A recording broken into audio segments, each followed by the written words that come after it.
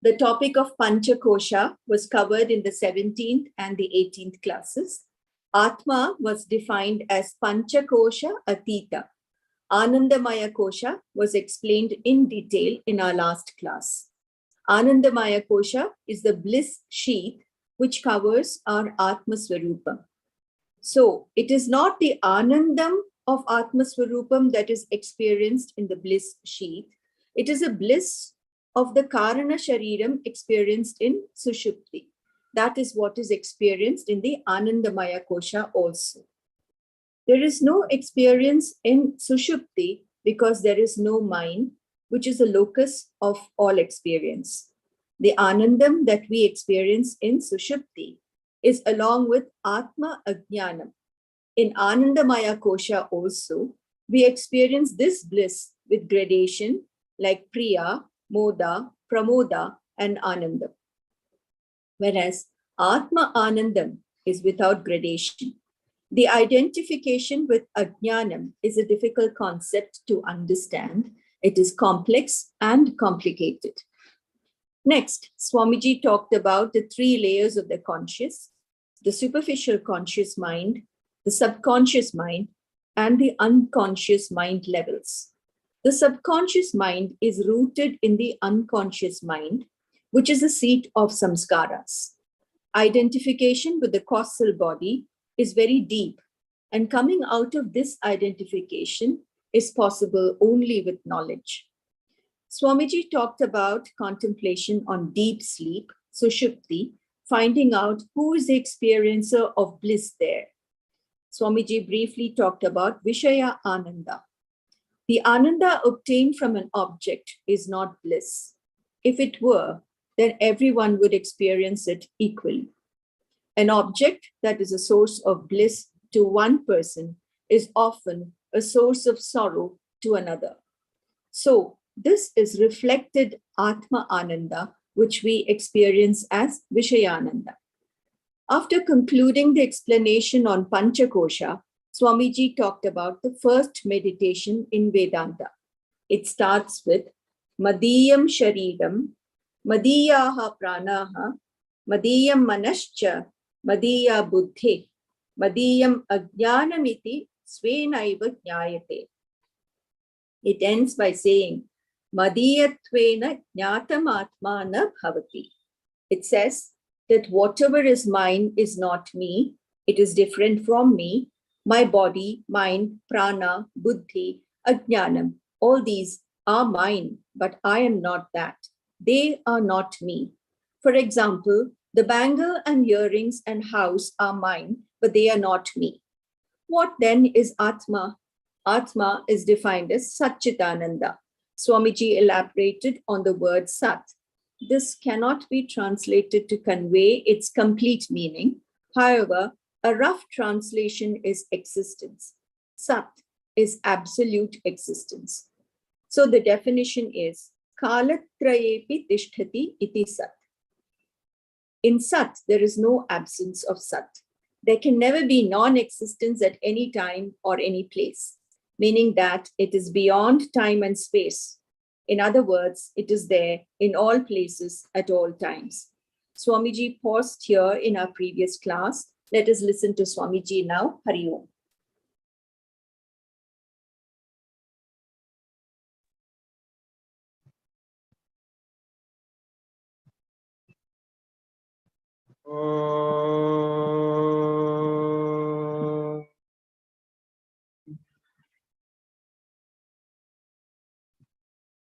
Shruti Smriti Purananam Alayam Karunalayam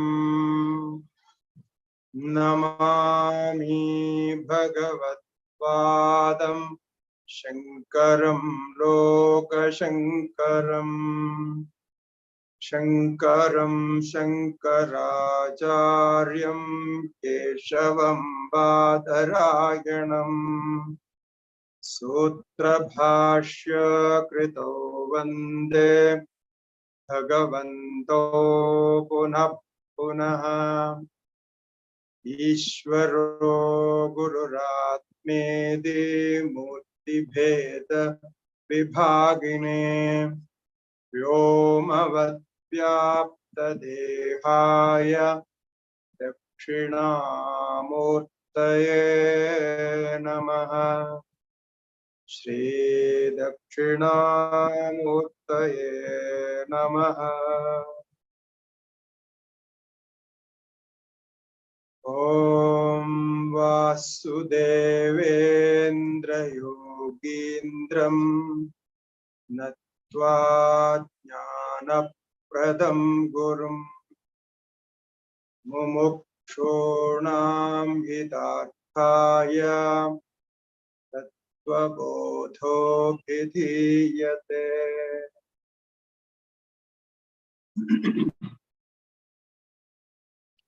Shri गुरुभ्यो नमः। हरि ओम। Om Namo Narayana to everybody. So we have entered the discussion on Satchitananda. We can say the most important part of the test, as well as all Vedanta is based on this. This is the Swarupa Lakshanam of Atma, our own true nature.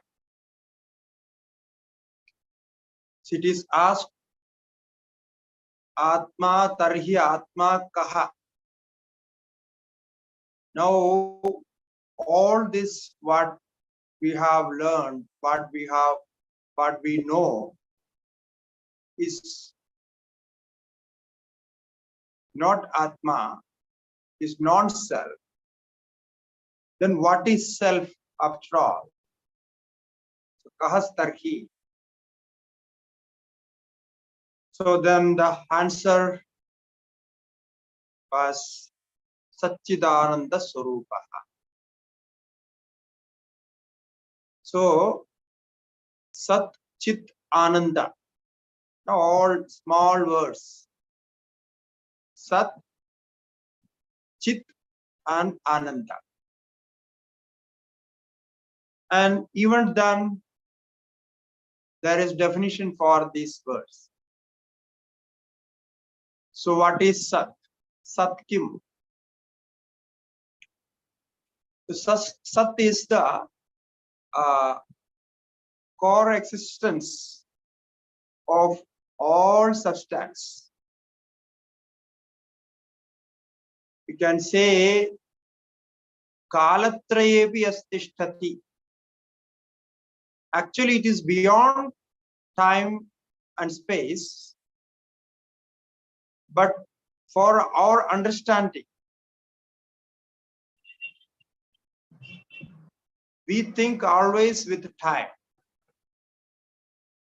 We have our own thought process. So for our own sake of understanding, it is given that definition is Kalatrayepi yastishtati sa atma. The Kalatrayepi tishtati the Sat. So when we say normally existence, we add with some object. We have no idea about pure existence. It means without any object added into that, without any attribution. So how can be existence attributionless? It's very, very difficult to even grasp the idea, catch the idea. So that is what Sat means. So all the objects and subject, everything is in Sat. So we say, I am. So the I and am is added there. That am is indicating the existence of I. So the experience of I.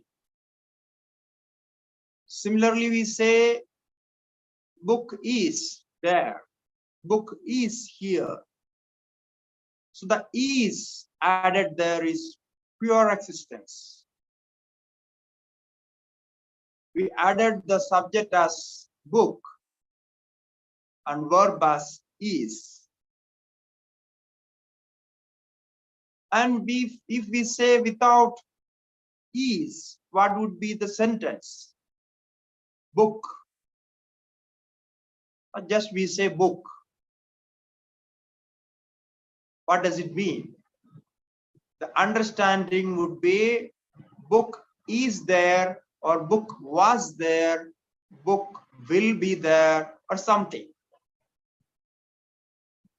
So this is the real existence.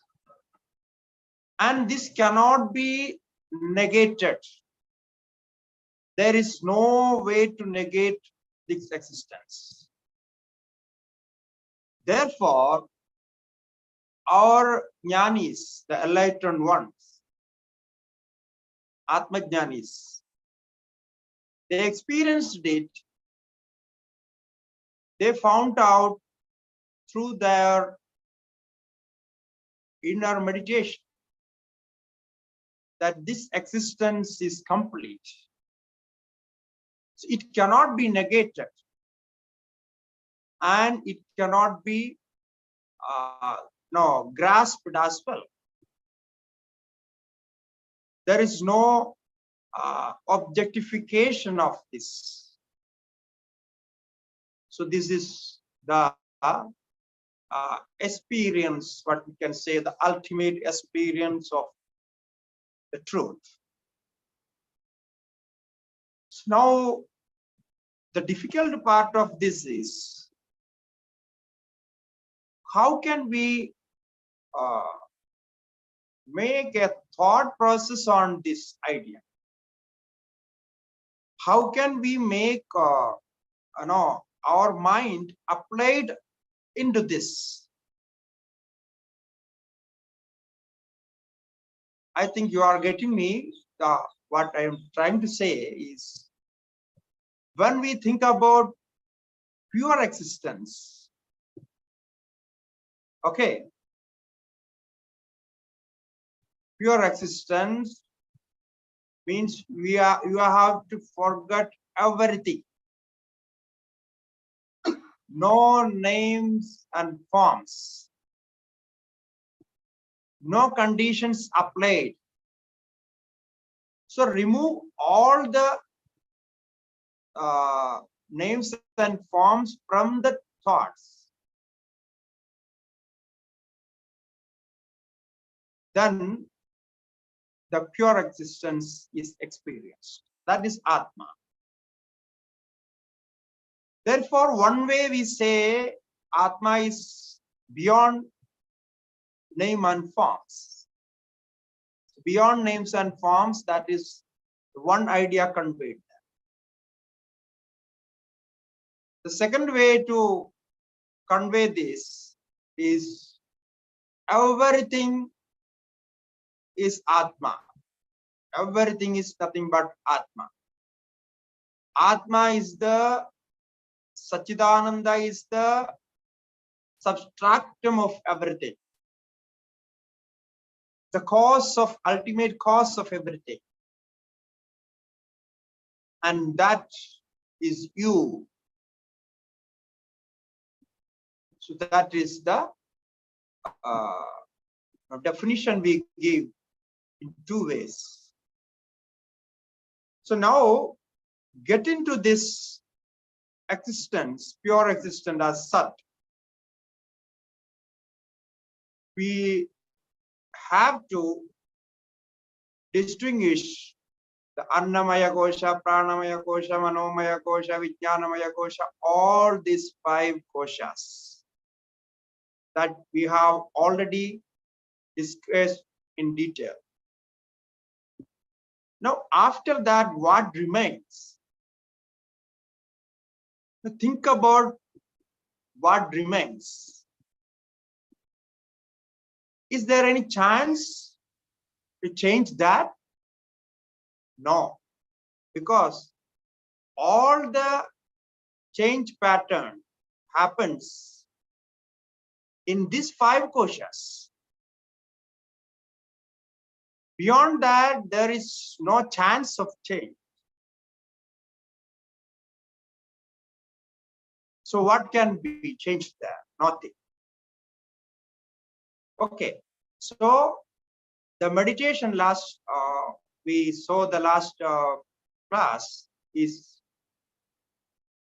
what is mine is not me. So what is mine is not me meditation we discussed. So with that meditation, when we separate or we change, turn inward the concentration of mind. So whatever is mine is not me. Then this Satchidananda, the Sat, is experienced. That you will see after removing or separating all this, myself remains back. Myself is experienced. I'm not experiencing my absence. There is no absence at all. So this is what the Sat. And in that, as I said, there cannot be any time, space, conditioning, nothing. There is no birth and death.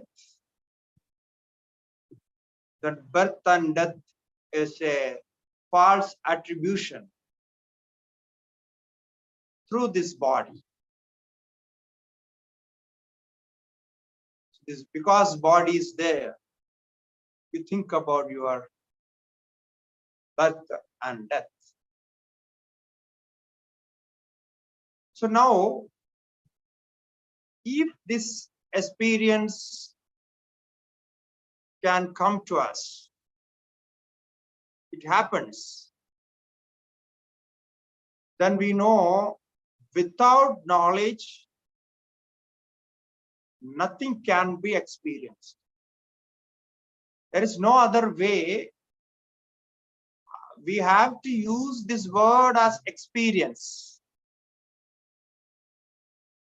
No, without this, I don't know what word should be used for this convey the concept. The problem with this word experience is when we pronounce this word, some objects comes to us, something, some happening, some thought process. Because when we think about experience, we have experience of the objects outside. But this experience is not that. This is the existence is called experience. Now, the proof of existence, that is experience. Because I am there, I am there, I am experienced.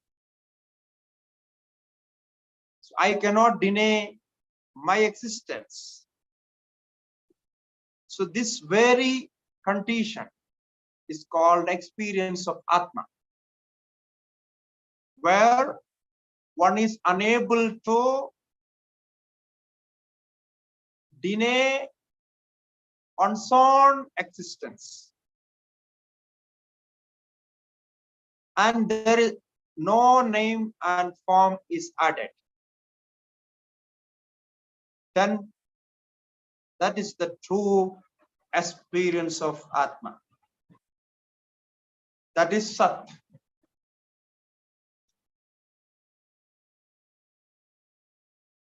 Since there is no conditioning, the Sat is pure. Since there is no boundaries made, so it is all pervading. It is everywhere the same. The Sat is one and the same. The separation is made by these 5 koshas. The separation cannot be there in this Sat of experience. Now, all this is experienced when we say the experience need to be within the consciousness. I should be aware about me. So my awareness, that is Chit. So it means the core existence is proved by my own consciousness. I am witnessing my existence. Like we see the object outside and say this object is there, the book is there, the mobile phone is there. We are witnessing it and proving the existence. Similarly, when we experience our own existence, if I experience my existence, who is proving that? My existence is not proved by something else. It is proved by me only. Me alone is there. Therefore, Sat is Chit. Sat is Chit. The absolute existence is experienced by the consciousness, pure consciousness. Therefore, it cannot be separated. Now, for instance, we take our deep sleep experience again.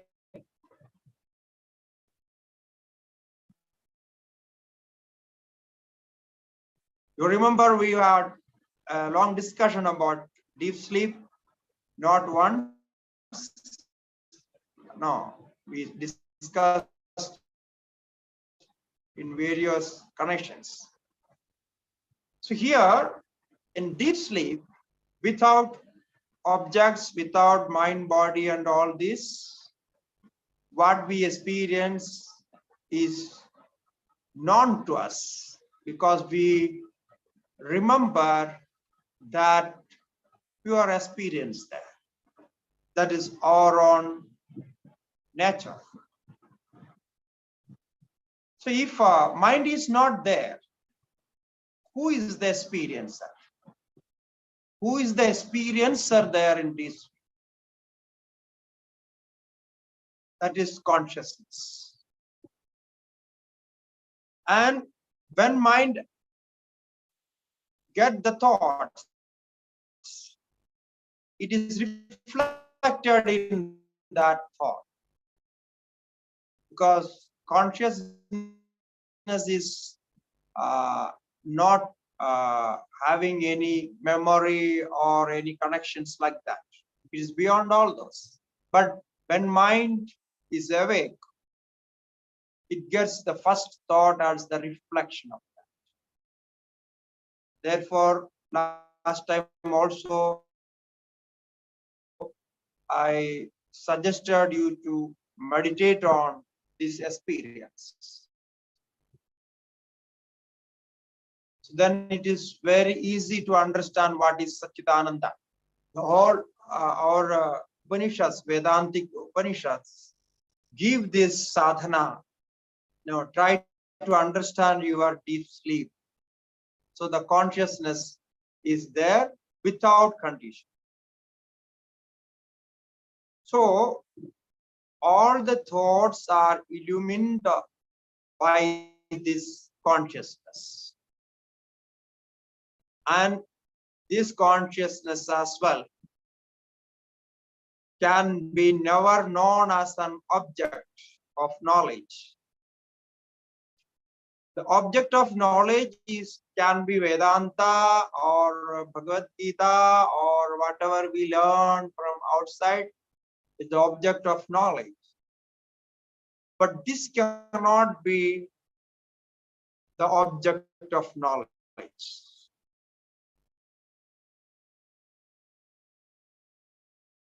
Okay, so that is said in the next sentence.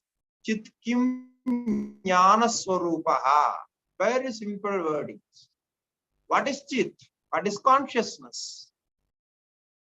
Say it is jnana swarupa. It is reflected as cognition. It is reflected as knowledge. It is reflected as comprehension. So whatever we say, the intelligent,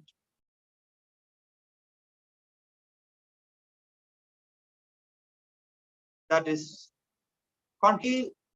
the definition of chit can be said as chit only. No, it cannot be defined. But Acharya is giving some words to connect with that.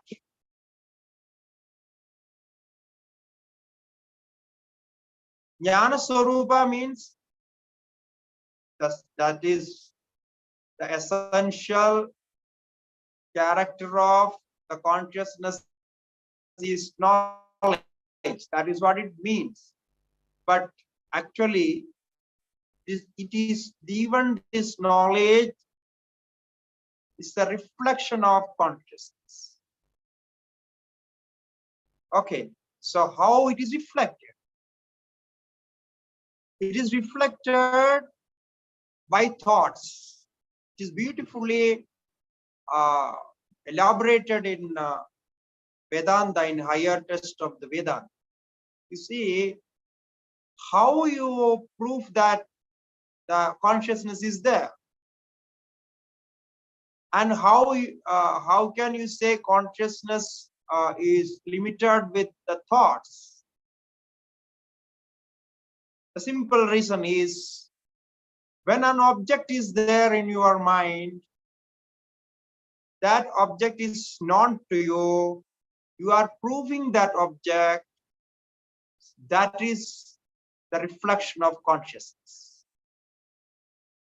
Only by this way you can know what is consciousness. So it means, like if an object is there in my mind, suppose mango fruit is there in my mind. Okay, nowadays the mango season is almost over. So the mango fruit is there in mind. It means my mind is now mango. My mind is equal to mango. Okay. So you may think, how can be? You see, at a moment, the mango is reflected in the mind, it means mind is not catching anything else. Okay. So then after some time, after the next move, the second moment that we think about which mango it is. When I had this mango, what is the cost of the rate of the mango? Everything comes after that. So then it changes. Now the mango is not there actually. Mango was there only for a flash. Your mind was identified and the consciousness was there and you become mango actually. It is very difficult to believe, but actually it happens like that. Say, vritti sarupya midaratra. So you are identifying yourself with the mango. Now, if I am thinking that I am a human being, now where this is? This where we can show the where is human being? You may say, no, I have this body because this body is called a human body. Therefore, I am human being. No, it is not right. The human being is there in your mind.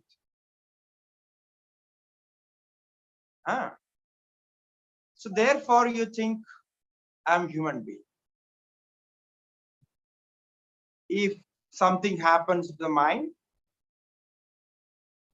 it is no. Sometimes people have this experience.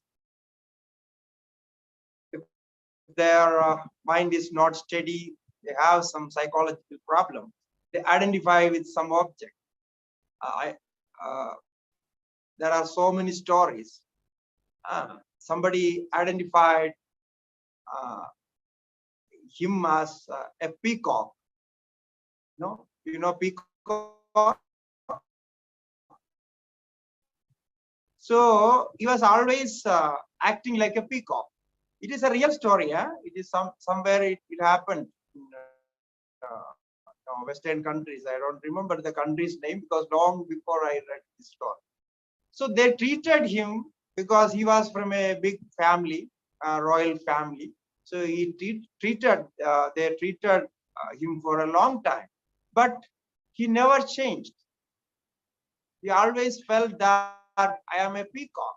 So he was acting like a peacock and eating like a peacock, everything like. But his body is human body. So you can search for these stories. There are so many stories like this. So what happened is the identification. Sometimes what we can say about that incident is sometimes he might have thought of peacock, or we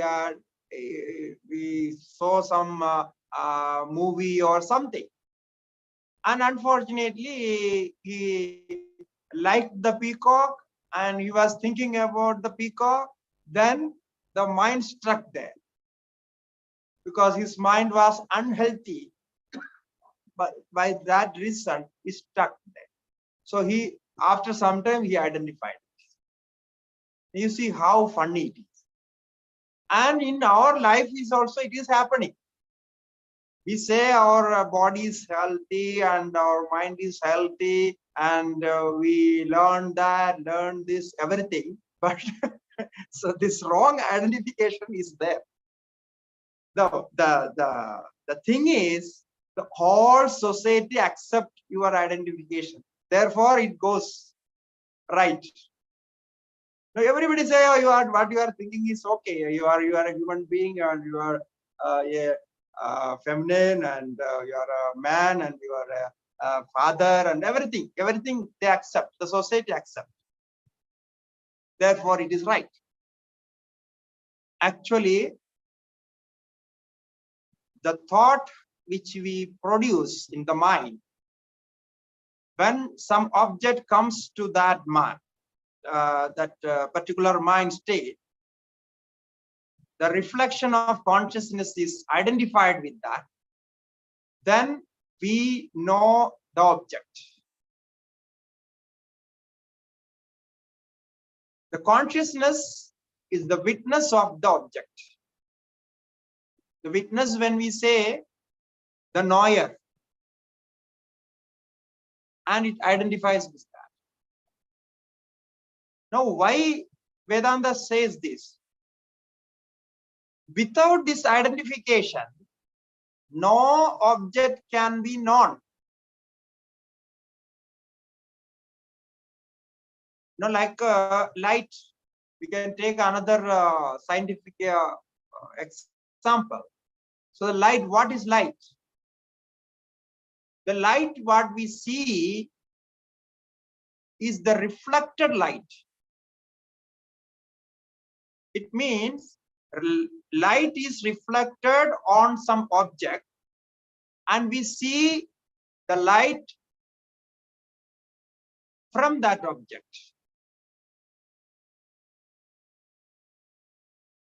You understand this? Like if we are seeing the book, we concentrate on the book. Actually, the light is there in the book, and light is identified with the book. Therefore, we could see the book. If there is no opposite reflective substratum, the light cannot be seen. Therefore, in outer space, light is there, but it cannot be seen because there is no reflection. So, same thing happens here. The thought, the object is there, therefore we say, no, we say, I know the object. And the light is light, the consciousness is identified with that object. Then I say, I know that. So I know means I know the object. It means the object is there. Now you see the connection. I'm trying to connect the Sat and Chit.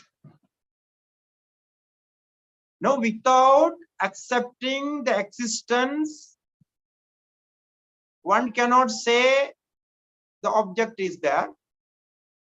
And without knowing the object, without comprehension, one cannot say the object is there. Am I clear? It is very deep. You are just we have to mix with words. There is no other way. So the two things I said. You say an object is there. Can you say without knowing that object is there?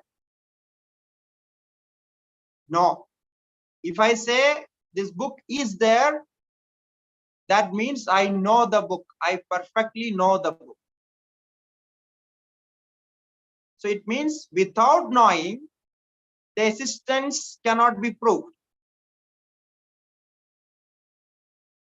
And now, how can you prove the knowledge? How can prove the comprehension? Can you prove a comprehension of something without the existence of that thing? Huh? No? No or yes? No. Yeah, this is what is there. Because if you see something, know something, it means the existence of the object is there. And without the existence of the object, the knowledge cannot be proved. And without the knowledge, the existence cannot be proved. Therefore, it can be said it is mutual dependent. And in Vedanta, we don't say mutual dependent here. That is, in science we say it. But in Vedanta we say if something is always and ultimately mutual dependent, then that is one only. There is no two things. So there we apply the cause and effect theory to understand this. This is another very important point. You try to catch this point. Now, as I said, here we see Sat and Chit, each mutually dependent to prove them. To prove Sat, it needs Chit. To prove Chit, it needs Sat. Okay? It means they are ever mutual dependent, always mutual dependent. Okay. Now, if some two things are mutual dependent always, then why we should say there are two things?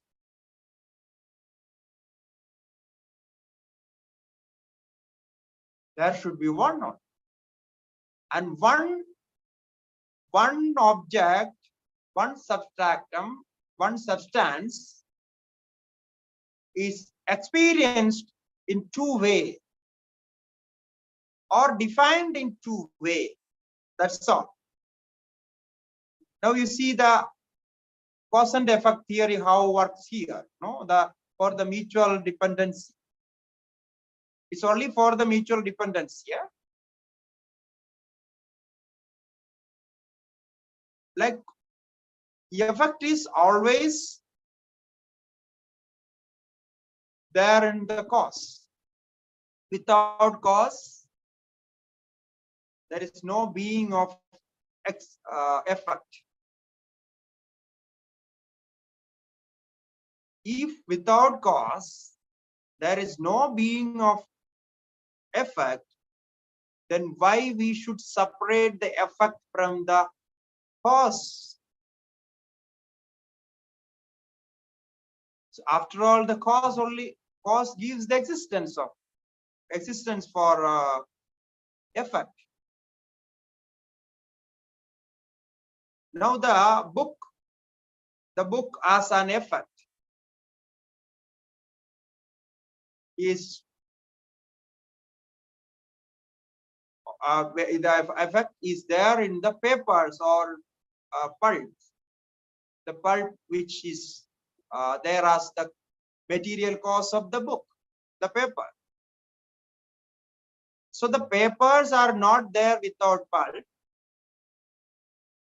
Therefore, is always dependent on that.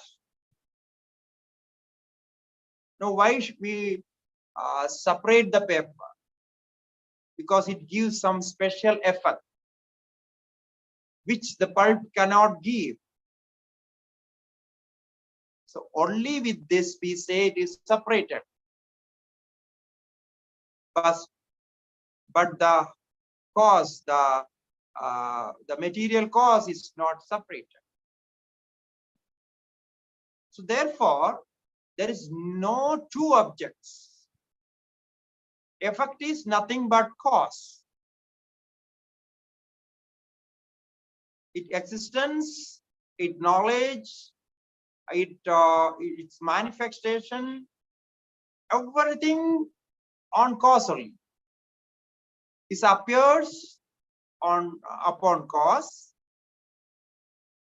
and disappear into cause. So now, what is that? How can we separate the existence of the effect, the product from the cause, the material cause? So this is how it is connected. Now, we talk about two things, only for our sake of conversation, for the just to understand what is there. So similarly, by character, by nature, the Sat and Chit cannot be separated. So therefore, this is the essential nature of Atma, unseparated part. Now, here the Vedanta says this limited consciousness must be changed into universal consciousness. So, Mama Atma, this myself, should be transformed into universal self.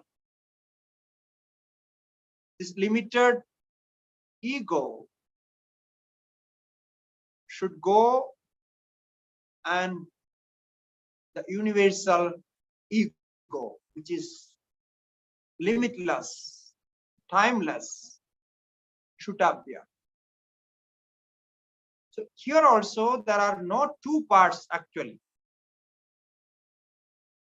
There is no I consciousness separated from the universal consciousness.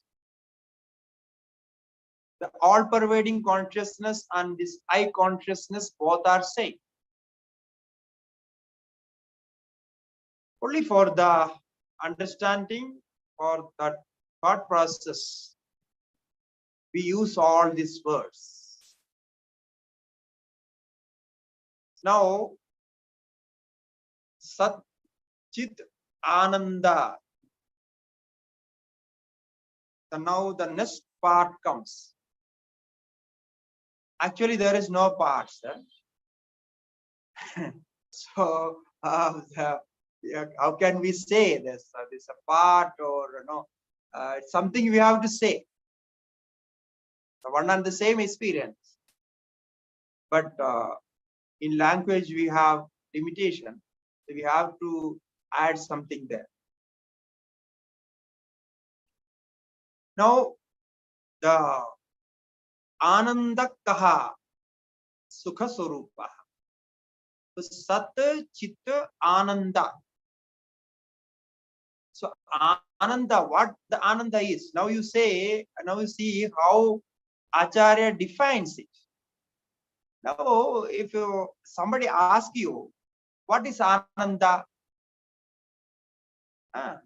Suppose somebody asks you, what is Ananda? What is happiness? What is bliss? Now, how you answer? Can we say something about that? No.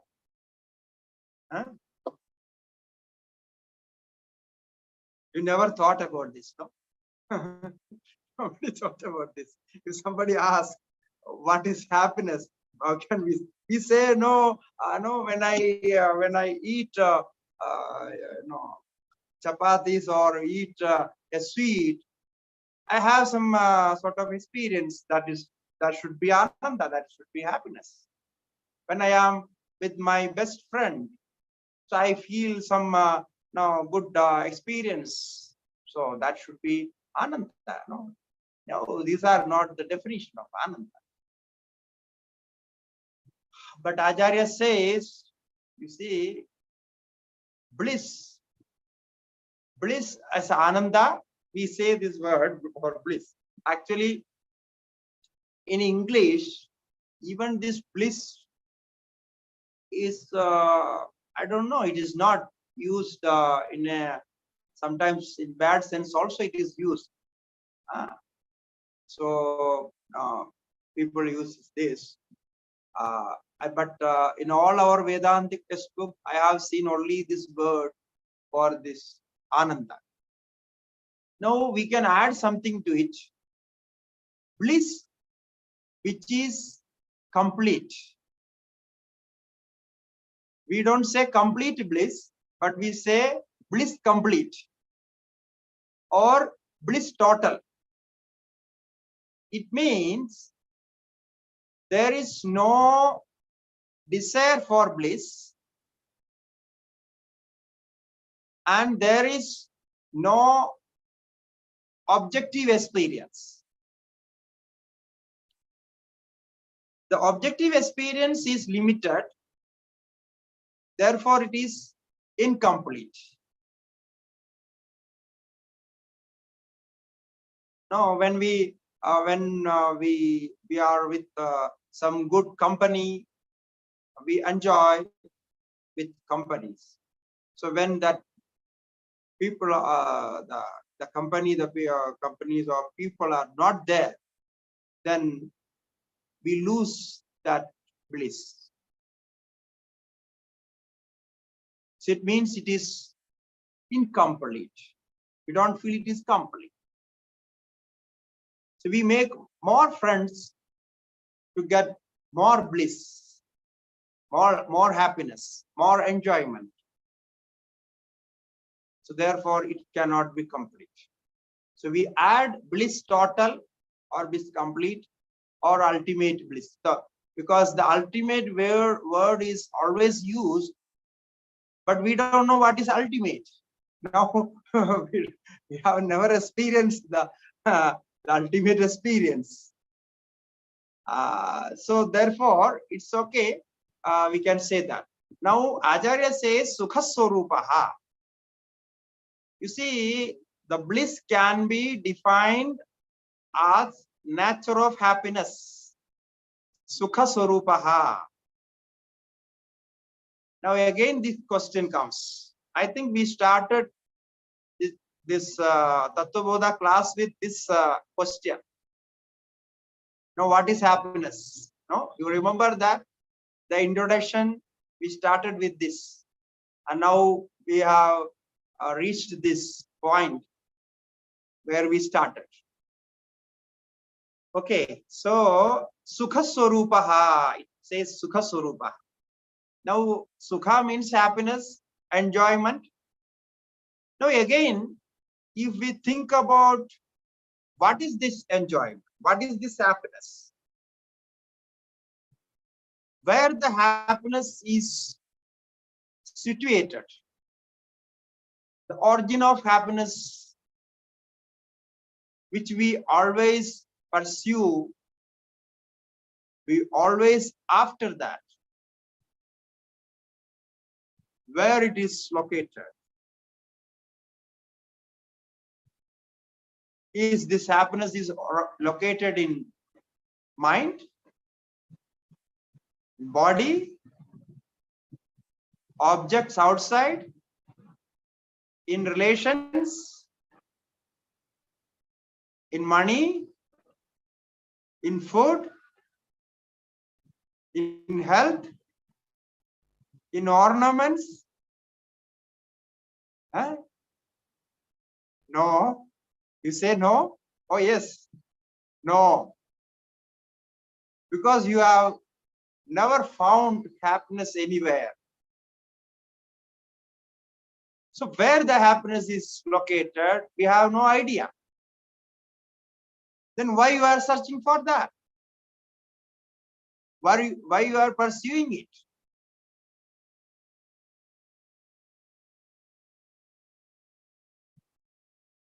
That is the superimposition. What we say superimposition. We superimpose this happiness in objects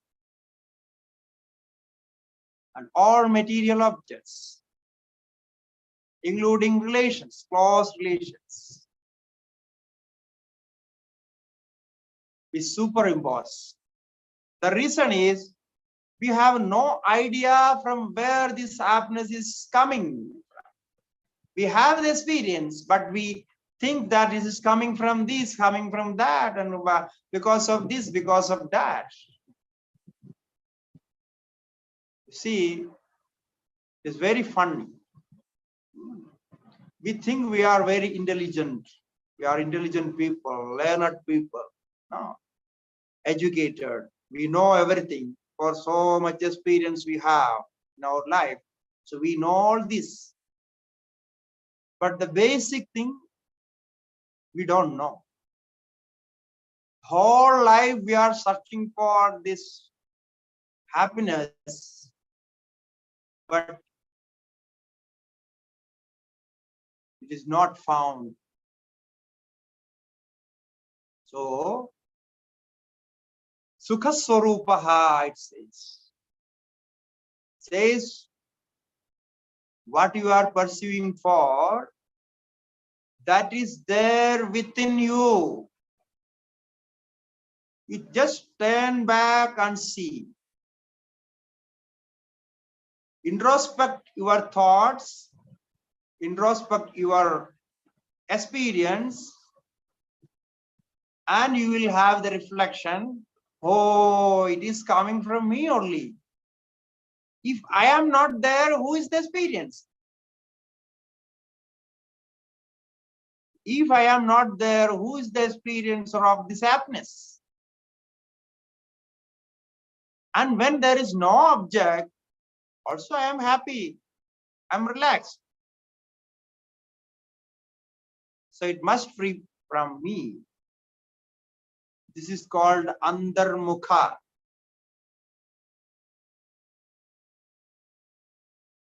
So the happiness is located in you. It is experienced in you, and all the different manifestation or different levels of different parameters of happiness is in you. But we are searching in a wrong place, and we are searching with the wrong means.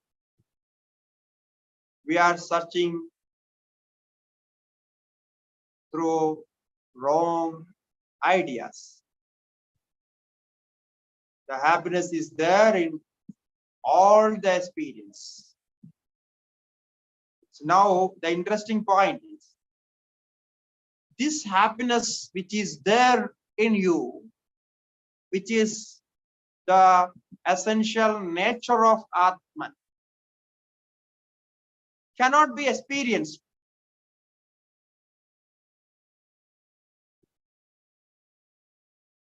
Like the Sat and Chit. The Sat is not objectified. The Sat cannot be object. Chit cannot be object. And this bliss cannot be object. It can be only experience, because this is your core existence. It is nothing but you. Therefore, you cannot make yourself up as object.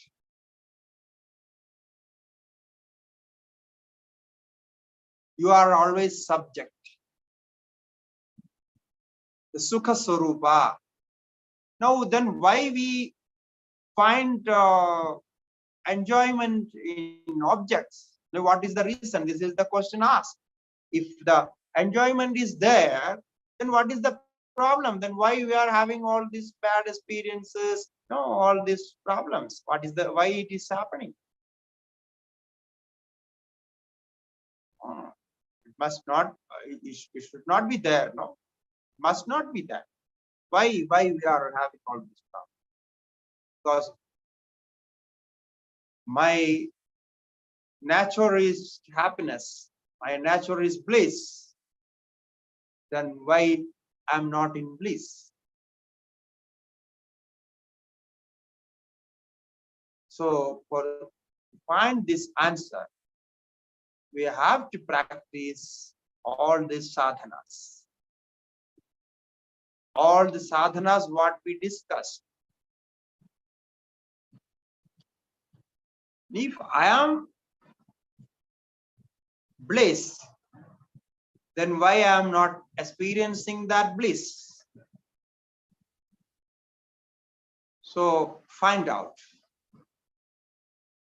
I can give you some hints. The first hint is,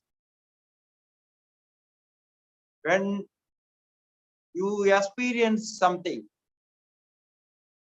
some good thing, which is very much appealing to you, try to see how the object is appealing you, how the object is attracting you. Then you will see some thought process, one thought came to your mind from previous memory, and that memory is suggesting that this is good for you. This object is good. It smells good. Its touch is soft. No, everything is, no, it looks beautiful. No, like this. Okay, that's the first step. Now, this thought is suggesting you that this object is good. So you have the connection with that.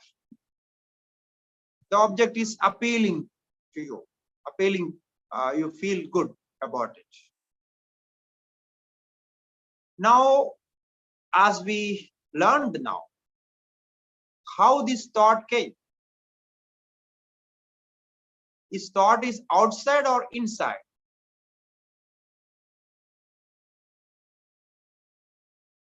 Of course, thought is inside in the mind.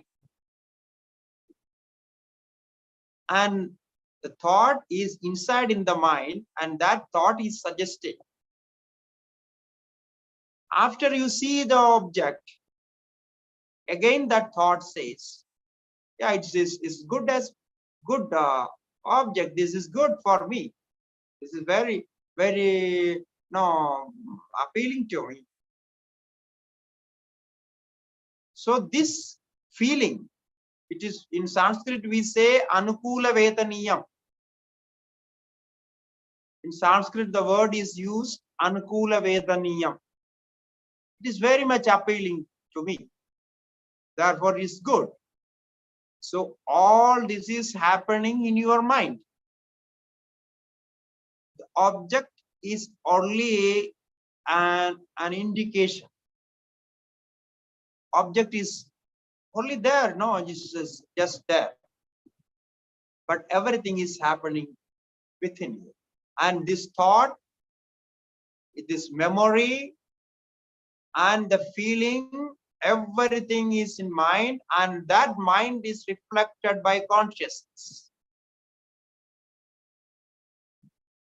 And you know the thoughts appearing and disappearing. So the knower is there. The experiencer is inside. Therefore, the enjoyment and the experience is inside out. The objects are only nimittams. We say nimittam. It's like an indicator. It gives some suggestions. When you see an object, the previous memory reflects that. So that feeling is there. Similarly, with the opposite experience, bad experience, something not good for you. You think this is not good for me. So this thought process makes all this enjoyment. And when the thought process changes, the same object will give you pain. The object which was giving you happiness before, now the same object will give pain because your thought process changed. Therefore, this Sukha Swarupa, when Acharya says, the appearance of happiness, the experience of happiness, that is Atma. The Sat and Chit and Ananda. Now, this experience as Ananda cannot be there without knowledge, without consciousness. And consciousness is not there without existence. Therefore, if one can stop the mind, no, his mind is not working, then this existence, consciousness, and this bliss will appear there. The mind is the distraction for the true experience, because mind catch hold of all these outside objects and previous memories. That is the distraction. Therefore, practice the meditation what we learned in last session. Mine is not me meditation. So I call this meditation as mine is not me meditation. So very easy and direct, and you will reach the experience, the correct, the last experience. Then concluding this session, Acharya says, Evam Satchidananda Swarupam Swatmanam Vijaniyat. So we have completed the first part of Tattvabodha. Now we have learned what is Tvam. Now you know what is you. What is you? It means Tvam. So you are Satchidananda. Satchidananda. Now you change your identity into Satchidananda. So for the name and address and all those qualifications, let it be there in ID card and everywhere, because you cannot change that. But you identify yourself with the Satchidananda. Like the man who identified himself with the peacock. No? Similarly, you can identify with the Satchidananda. Contemplate on this. So, evam Satchidananda Swarupam Swatmanam. That is what it says. Oneself, one's own self, Swatmanam Vijaniyat, should be known. So, Satchidananda Swarupam Swatmanam Vijaniyat. This is the essence of Vedanta and Tattvabodha's, the crucial part is completing here. Now what we are going to discuss in next part is, then if I am Satchidananda, then what about this creation? What about the objects we see outside? Are they Satchidananda or something else? Now this doubt will come to you. People say, I am Atma, I am Brahman, but other than me, what is it? Or other than me is not Brahman. No, it's like that. I am happy, so others are unhappy. So therefore, now we should know what is the true nature of the creation, what we see as our object. Now we separated all objects from us, from our core existence. We say, mine is not me, no? It means the object is not me, it's something separate. Therefore, we should know. Now, why we should know the object? Because the Satchidananda Swarupa can be experienced in deep sleep, that's okay. And if we get Samadhi, it's very difficult to get Samadhi, but suppose we get Samadhi, there also we experience this Satchitananda. Then what about waking state?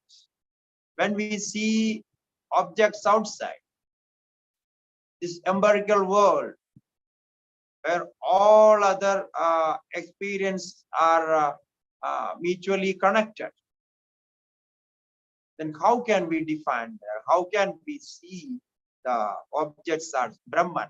And not only object as me, I am the object, I am this world, I am this creation, I am beyond creation, as well as I am this creation.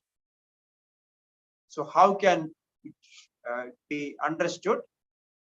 This is the discussion of the second part of the Tattvabodha. So that we will learn from next session. Hari Om. Om Namo Narayana. So over to you for the questions. Hari Om Swamiji. There are no, nobody raised their hands or message for questions. Yeah, now Asha Menonji is raising hand. Please unmute and ask.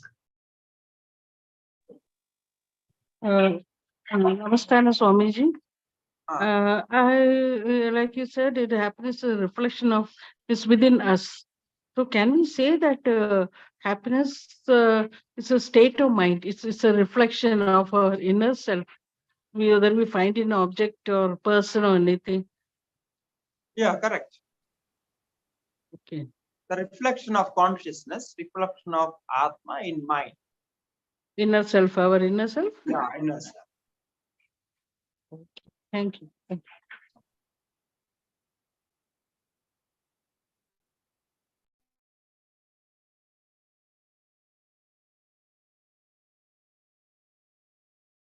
Next is Kamalaji. Swamiji, can you just explain universal ego and the limited ego, that is Veshti ego? Veshti and Samashti. Yeah. Samashti, yeah. Yeah, like when I say I am speaking, this is limited ego. Why? Because I am identifying myself with the body, mind, and the organ of speech. Organ of speech is connected to me. So I am saying I am speaking. Okay, this is an example for the limited ego. So we have all the activities like that. Now when I say Aham Brahmasmi, all creation is me. I am the base of all creation. My being, this creation exists. The beingness of creation is my own beingness. If this experience can come, so the limited ego become universal ego. I'm using the word ego, but there is no point of opposition. Because normally we use the word ego for, if he has ego, she has ego, she is doing this. No, all this, no, for a normal experience we use. If you can identify with all world like that, then you will have a universal ego. It's said in Shastras, it is not my words. They say, if you cannot leave ego and separate ego and reduce ego, you are unable to reduce your ego. So you try to identify and expand your ego to all creation. It's also a meditation. Try to connect, everything is me. nothing is there other than me. The whole world is my house. Everybody is serving me. Everything is for me. Can you think like this? If it is possible, then you are identifying with the universal ego. So that is aham, the I-ness, universal I, universal I. So aham brahmasmi. So aham brahmasmi is the actual experience of Atma. We call it sarvatma bhava. The other word for this experience is sarvatma bhava. Everything as me, Atma. Aham purastat, aham paschat, aham uttarataha, ahameva idagam sarvam. No? So, no, our Upanishads and Vedantic Prakarana Granthas, the methodology is used for this only, to transform the limited ego to the universal ego. This transformation is the Brahmakara, Brahmajnana experience. So after that, he feels he is everywhere. So he cannot be separated from anything. Then he is one with everything. So there is no coming, there is no going. There was no birth. There will be no death. Because I am everywhere. So this is called Sarvatma Bhava. So there, this separation as sentient being, non-sentient being, inert and sensual being, and all this separation is actually in material level. It is connected to matter and the manifestation of that. It is not connected to the consciousness. Therefore, even this separation goes. You identify yourself with this body. The same way you can identify yourself with the book, with the mobile phone, with the computer, with the desk, objects, whatever you use. Because this body is also the same. The material of the desk, the wood or plastic or whatever it is, the material cause is the same. Therefore, this is the Sarvatma Bhava experience. Satchidananda Swarupa Sarvatma Bhava. Ahameva idagum sarvam. Now in Bhagavad Gita, Bhagavan says, in many verses, he says, Ahameva mattaparadaram nanyat kinjidasti dhananjaya.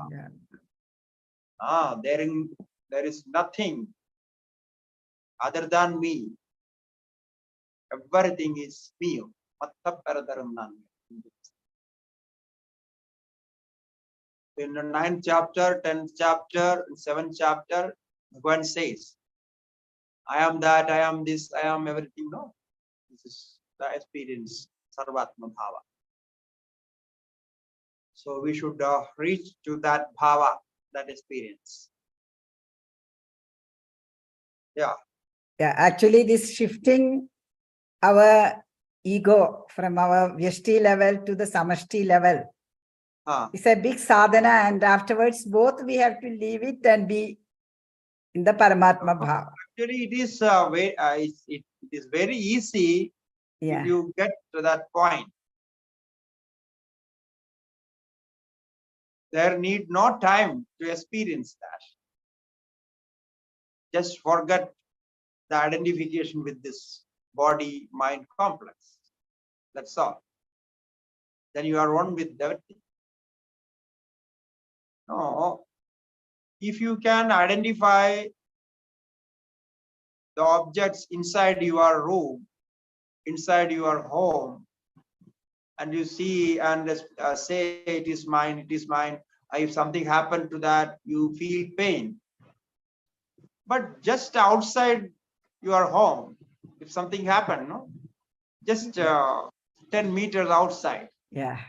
you don't feel that. That's So what does it mean? It's possible. It's possible to do this. If you can expand your mind and yourself in your home, why you can't expand yourself to the country, yourself the world? First you expand with the, no, all Bangalore is me.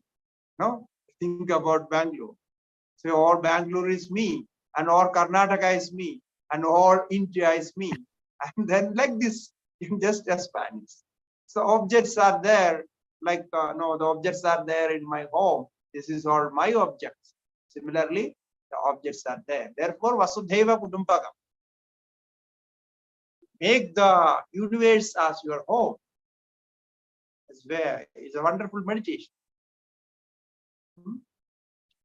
It's not very difficult.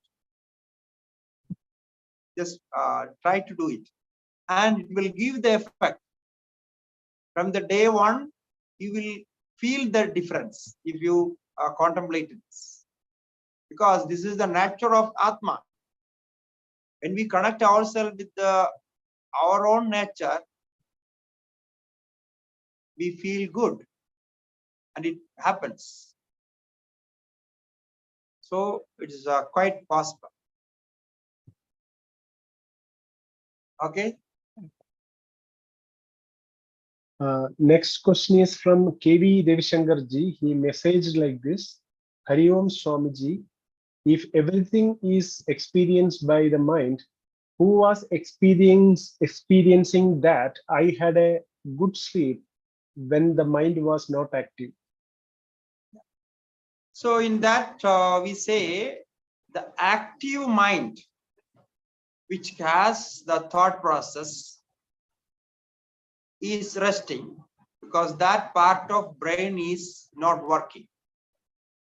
But there is very subtle function of mind. The mind, the subconscious mind, we say. So it is proved by science also. And 0.5 per second brain waves are working there in deep sleep. So in that, if the brain is working, the subconscious mind is also working. And the first suggestion it takes from that, the conscious mind, the practical mind, when it wakes up, it takes the first suggestion. And then you say, I had this experience. So there, the mind is one with the Atma, but it gets its separation once it wakes up. It is well said in Prashnopanishad Bhashya. No, in Prashnopanishad, in the white, I remember it is in 4th Prashna Bhashya. Shankaracharya says, the answers for this question, how the experience of deep sleep can be remembered after waking, if mind is not there. So he answers, he says, it is not that mind is not there. Yeah. Mind is there, but it is not active. The action of mind is very, very detailed. And then he adds there, the mind is one with the body elements. It means mind is not concentrated in one sense organ, but mind is spread over the body. So it means Shankaracharya is mentioning the subconscious mind. Because in those days, the subconscious mind concept was not there. They made mind in different level, Sthula mind and Sukshma mind and like that. So this is clearly says in Prashnopanishad Bhashya. Dehavyapi manaha says. The mind was there in whole body. Because the body is maintained by the mind. So to maintain the body, to take care of the activities of the body like digestion and blood purification and heart functioning, brain functioning, everything is there. So to take care of that part of mind is there. So that is subconscious mind. That will give the suggestion to the experience. This is how it happens. So we can also say that it is the Chittam part of the mind. Yeah, correct. We use different words to separate these functions. Yeah, so the Dehavyapi mind is the Chittam part, correct? Yeah. Chittam is alive, that we can say. We already learned that what is Chittam and that is Buddhi and mind. Yes, yeah.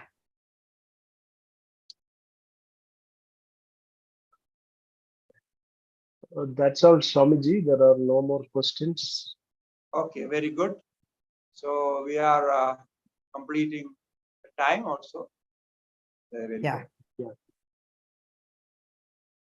Om Purnamadha Purnamidam Purnat Purnamudachyate Purnasya Purnamadaya Purnameva Vasishyate.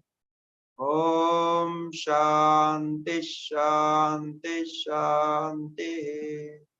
Shri Gurubhyo Namaha. Harihi Om. Om Namo Narayanaya. Om Namo Narayana Santi.